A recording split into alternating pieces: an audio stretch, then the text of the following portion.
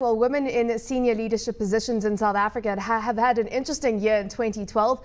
Maria Ramos is under fire at ABSA, Cynthia Carroll resigning from Anglo American, and just this week, Wendy Lucas-Bull is being appointed as the chairwoman of ABSA. According to a research report from global consultancy firm McKinsey, women are taking up an increasing number of executive positions across the globe. In Finweek's Simona Levitt and Jessica Hubbard want to ascertain exactly why this is. Women are playing bigger contributors in business. Joining me also on the line to discuss this further is Mary Ovenstone, who's an executive coach. So Mary, I'm hoping that this discussion isn't biased because we've got an all-female cast here, but we'll try our best. Thank you so much for joining us. I know that you've done some research into the differences in female and male brains and how this affects the type of decisions they make in business and, of course, leadership positions. What were your key findings there? Great. I'm delighted to be here, and I actually am not biased. I think men and women should be thinking together and making decisions together. That's what is my final conclusion. But how I got there is through 4 years of research into the difference between the male brain and the female brain. And actually, fundamentally, there's only an 8% difference between the male brain and the female brain. There are 100 differences and counting that neuroscientists have found. But just to put that in context, there's only an 8% difference between the chimpanzee brain and the human brain. So, I mean, there's a huge difference, actually, effectively, between the male brain and the female brain. So let me just run through very briefly, very briefly, a few of the conclusions that I have come to. First of all, I'll talk about the male brain in the business world. And remember that the male brain has created the business world. It was designed by men for men, and they've been doing it for, a few hundred years. So in the business world, we see a lot of competition because the male brain automatically goes to competition. And there's a huge need for men for a stable hierarchy.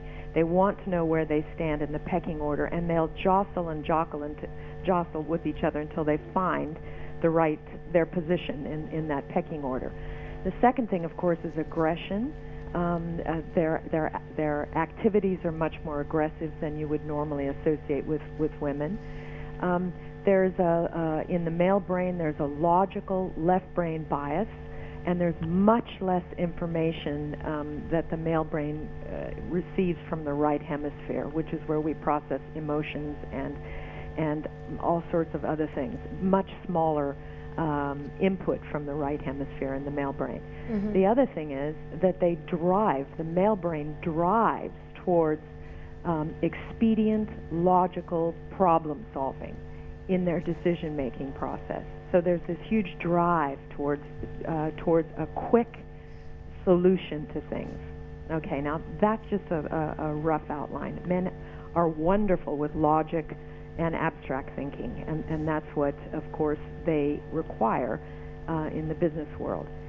Okay, the female brain, in contrast, is much more collaborative. Women will share information readily, which characterizes their style of leadership. They have less need for status in the hierarchy, but they want to achieve a position in order to, of course, make more money, but also in order to be heard and in order to make a difference. Women are very driven by the need to make a difference in whatever it is that they do. Their brains have an innate ability to observe others' faces, their reactions, and their behaviors, and to derive greater understanding and to make greater meaning from others' behaviors. And of course, that makes good sense. So far in the business world, worldwide, there have been many more HR directors that are female. They incorporate a much wider range of information in decision-making processes, and even if they come to a similar conclusion, it'll have greater nuance to it, and it will incorporate human elements to it. They have an innate ability to mentor others. After all, they've been raising kids since the beginning of time, and they have a greater capacity to manage people and processes in the workplace. I think what's interesting is that what women face is that what's called a double bind. So exactly the characteristics that she's described. If a woman acts in line with those typically female characteristics, she's actually viewed as incompetent. Yeah. So for example, if she's collaborative, she tends to be called indecisive. That's right. However, if she acts in a typical male way of leadership, then she's viewed as not feminine. So for example, I mean, it was interesting to look when Saab Governor Marcus was talking to look at the Twitter feeds, and there were comments about the fact that she wasn't wearing makeup. Here's one of the most competent women in South Africa, and she's been criticized because she's not wearing makeup. So I think a lot of it has to be about changing the perception that women's style of leadership is innately different, and that as women we have to be very, very flexible in adapting, so moving into more male stereotype forms of leadership and being comfortable still with maintaining our female types of leadership. Yes, I think the women in South Africa are very much in the same position that I was in when I had my corporate career in Toronto 20 years ago and 15 years ago. We all felt we needed to think like men, act like men, compete with men, until eventually we got into positions of, executive level positions, and we were able to influence the environment around us to create a more female-friendly environment that allowed us to be more collaborative.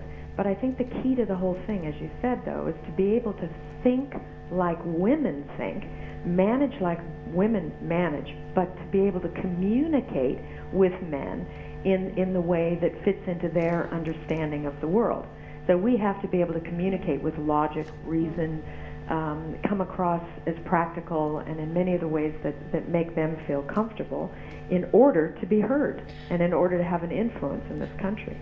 Yes, Mary, I think you touched on a great point earlier when you said we're operating in a business world that has been essentially designed and created by men. Yeah. So how do we as women start creating a business world that is also influenced and engineered not only by men but by ourselves as well, so that our points come out as strengths and are interpreted as strengths and assets, not, as Simona pointed out, as weaknesses, because we essentially need to re-engineer a lot of the perceptions and the ways of working in business. Yeah, well, I think a lot of that stuff is going to work out over time, as it has in Canada, which is ranking very, very well, very highly now.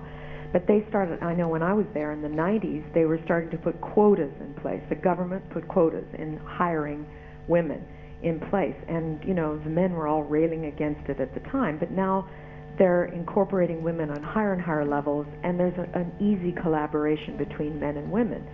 And I think eventually that will happen here. But I can remember sitting in management, EXCO meetings, in Canada, and the women then were struggling to be heard. They were being ignored often, and that, which is one of the biggest complaints that women have in South Africa, is that men interrupt them while they're in the middle of explaining something, and will drive over the top of what a woman has to say towards this kind of expedient